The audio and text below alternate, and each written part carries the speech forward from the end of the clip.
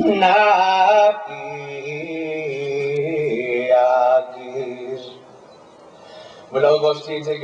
as we go throughout our day today, let us be reminded that we're walking on the land of the Wampanoag, the Nipmuc people, and all their ancestors that have perished are among us today. So, madotsi gauges and dues and tita.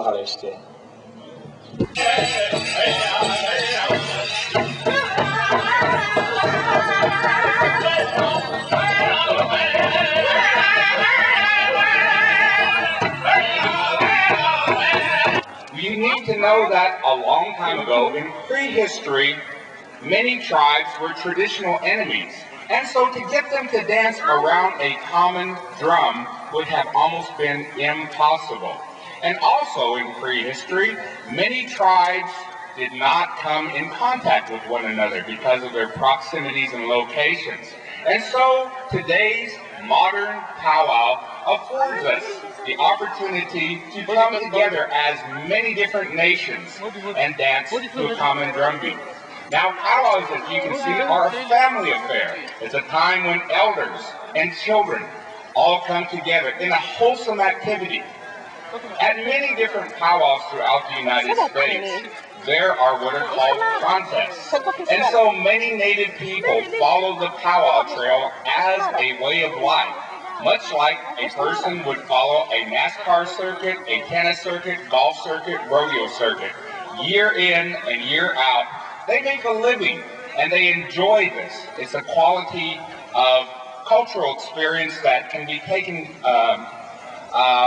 place in all parts of North America. And the reason I say that is powwows take place in Alaska and all the way down to Florida. And anywhere there are pockets of Native people, you can find an American Indian powwow. Now, someone would probably American Indian, isn't it Native American?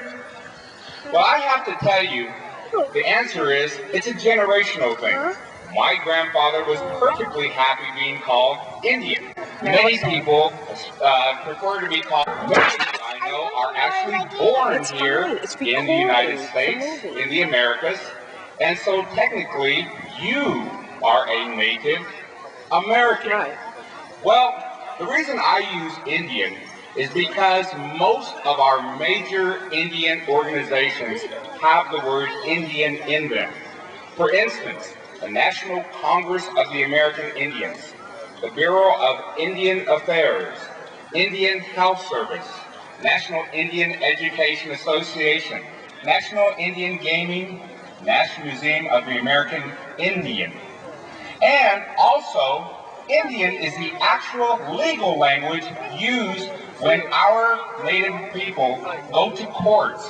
And in the court system of the United States, the Supreme Court, the actual language is not Native American, it is Indian.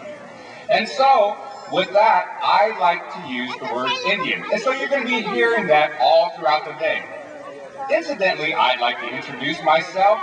My name is Dennis Zotai, and my father is a full-blooded Kiowa Indian. My mother is half Santi Dakota and Oke-Awenge Pueblo. And so that makes me 3 different tribes. And I'm not unusual for American Indians because there are many intertribal marriages as well as marriages into other cultures that take place in today's society. In addition to my name, Dennis Zotai, I also have an American Indian name. I was named by my great-grandmother from the Pueblo tribe. She is Oke-Awenge Pueblo, and I was born in the month of September during a time when the leaves are changing color. And behind our Pueblo, there is a very high mountain, and there are aspen trees that grow above the elevation of 7,000 feet. And this whole mountain was full of aspen trees as they changed to the color yellow. And so I was named after that mountain. My Indian name is Ansay, meaning yellow mark on the mountain. And so many Native people also have Native names that they're very proud of, and they can often be pronounced in their native language. Incidentally, I also, professionally, I work for the Smithsonian National Museum of the American Indian. I'm their community events coordinator. And since moving to Washington, D.C., I've been emceeing many celebrations such as this throughout the Atlantic coast. I think today we're going to be having a wonderful time. Now, what are you going to be expecting? Well, we're going to start off this afternoon's event schedule with a grand entry. Then we will have an invocation, a student welcome, a Harvard community welcome, a flag song. Now I'm going to stop here because a flag song is analogous to our national anthem. And many of these flag songs are composed in traditional languages and belong to tribes, organizations, and drum groups. Then we will be singing a veteran song following this flag song. And during this time, I'm going to be asking you to stand up and remove your hats when this takes place, because we as Native people are a warrior society group. We have always been protectors of our lives, our families, our homes, our lands, and our way of life. Then we're going to move on to a series of inter-tribal social dancing. During this time, we're going to invite you, our visitors, to come and try some of our dancing. Once you see it and get the hang of it, it'll be very easy. And then we're going into some exhibition dancing. And this will be the individual dancers coming up according to their different age groups, styles of dance, and gender. Males will be dancing with males, and women will be dancing with women. Then we're going into educated young people, nations, states, and Indian tribes. We are the only racial group mentioned in the Constitution. And so we have an actual relationship with Congress.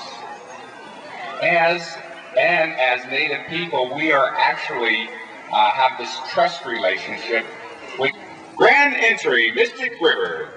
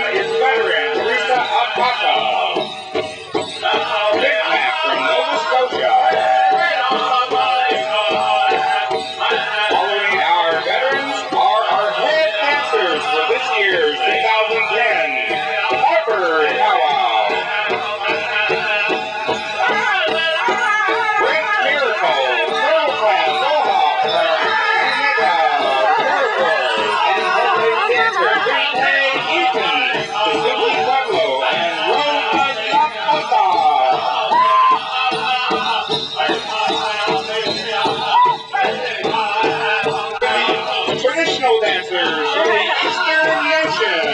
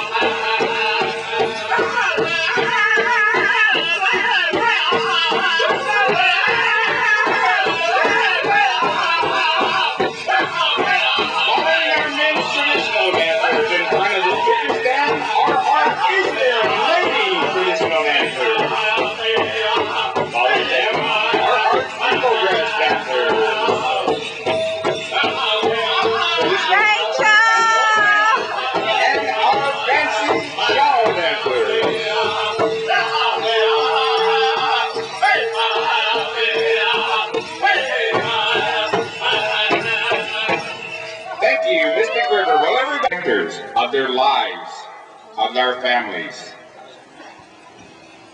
and our way of life. And so, this is why we bring in our color guard, the American flag, and in equal space, carried in with our American Indian flag, the Eagle Staff. At this time, we're going to call upon Marcus Briggs Cloud, Mitsuki, and Muskogee from the Harvard Divinity School to say our invocation.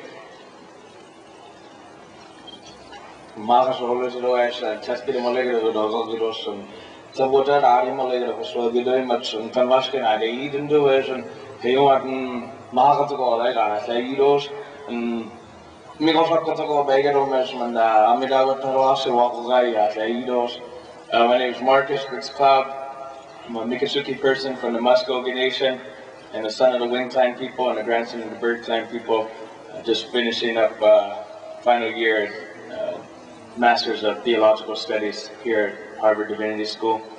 If you'll just bear with me for a moment here, I'm going to go to our Creator in prayer, and I'll close that prayer with a song for my nation that was sung by my ancestors during our displacement time from our one-year displacement from our traditional homelands in the southeast of the colonial borders of the United States to what's the colonial state of Oklahoma today, to which 1/4 of my people died along the way during that march that began in the winter.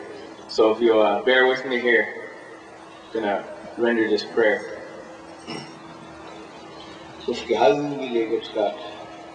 Nagamaga and heights to do, but his Agadamisi, hey, you want no bang, 60 doors and do as a Dollar Hapco and the Hapco.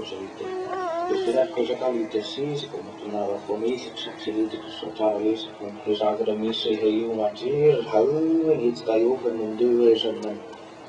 I know it's going to be more than a March career store.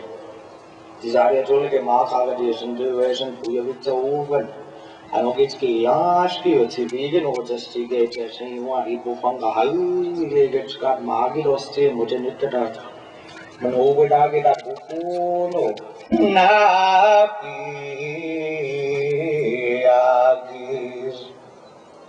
With all those seeds and gates, and as we go throughout our day today, let us be reminded that we're walking on the land of the Wampanoag, the Nipmuc people, and all our ancestors that have perished are among us today. So, Madoti Gators and Duish and Titakariste. Hello, Marcus, for that beautiful invitation and beautiful prayer song. Beautiful. The veterans. This is the veteran song.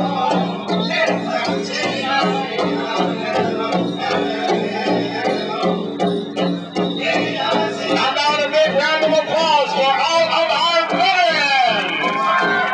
Our warrior nation, destined before you.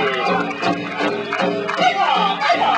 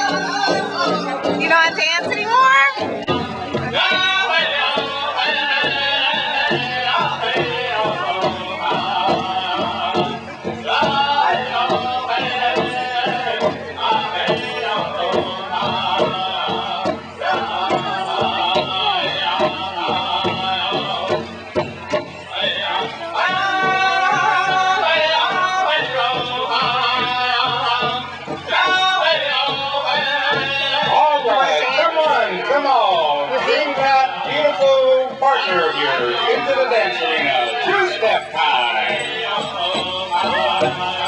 Swing and sway, the Mystic River way.